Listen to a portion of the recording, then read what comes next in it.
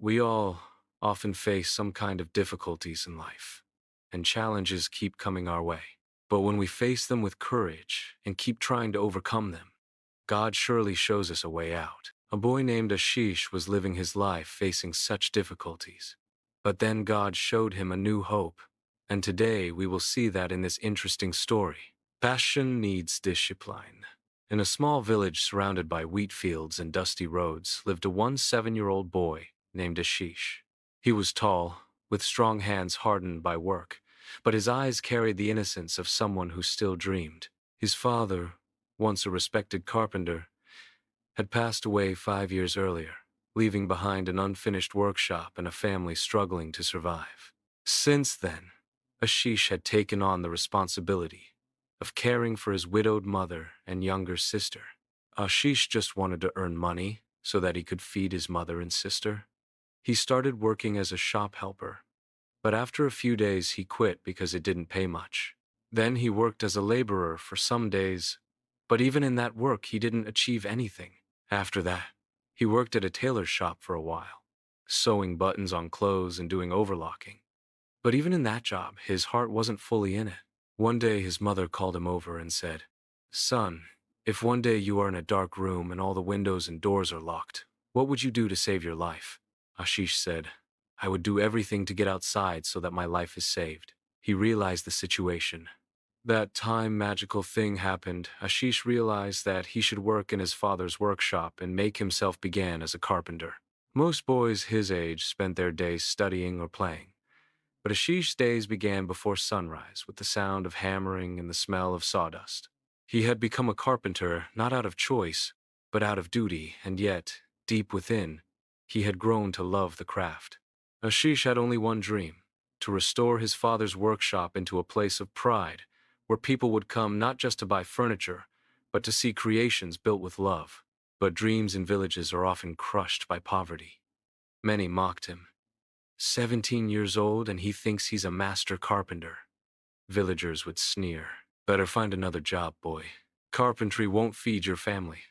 Ashish would simply smile and return to his work. He believed that wood had a soul, and if treated with respect, it gave back something beautiful. Every piece he made carried a silent promise. "One day, I will be known, not for my poverty, but for my craft." One summer, the village landlord announced he was building a new mansion. He invited carpenters from nearby towns to compete for the project. Whoever impressed him most would earn the contract to design all the furniture. It was an opportunity that could change lives. When Ashish heard the news, he hesitated. 17 was still young in the eyes of the world. But his mother encouraged him. "Your father's spirit lives in your hands, Ashish," she said, placing her palm on his calloused fingers. "Show them who you are." That night, under the flickering light of a lantern, Ashish poured his heart into carving a wooden chair. It wasn't extravagant, but it was sturdy, elegant, and full of care. Every stroke of the chisel was like a conversation with his late father. At one point, he whispered to the empty room, "Baba, guide me. Tomorrow is my test." The village square buzzed with excitement. Carpenters displayed grand beds, polished cupboards, and intricate dining tables. Their designs shone with luxury. Ashish arrived with nothing but a simple chair he had carved. When people saw it, they laughed. "Just a chair? That too from a boy?" someone scoffed. But Ashish stood silently, his heart pounding. The landlord walked from one display to another, nodding at the fine craftsmanship. Then he reached Ashish's chair. He sat on it. For a moment, silence fell. The chair didn't creak, didn't bend, it held him firmly yet comfortably. He looked up at Ashish. "You made this yourself?" "Yes, sir," Ashish said, his voice trembling but steady. "With my father's tools in my own hands." The landlord leaned back, thoughtful. "It's not the most beautiful piece here, but it feels honest. Tell me, boy, what drives you to work like this at your age?" Ashish's eyes welled up. "Because this is all I have left of my father. When I carve wood, it feels like he is alive again. Carpentry isn't just work for me. It's my way of keeping him with me. The landlord was moved. He rose and declared, "This boy's hands are guided by love and devotion. He will build the furniture for my new home." The crowd gasped.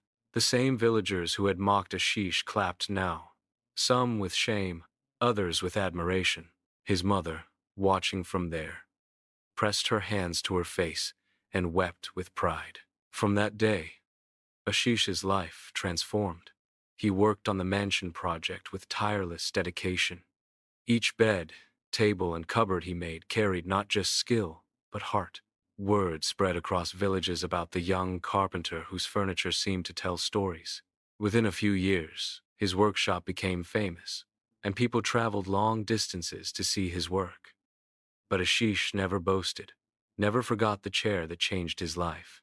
He kept it safely in his workshop, a reminder of the day when love triumphed over doubt. Moral of the story: Ashish's journey teaches us that age does not define talent or strength.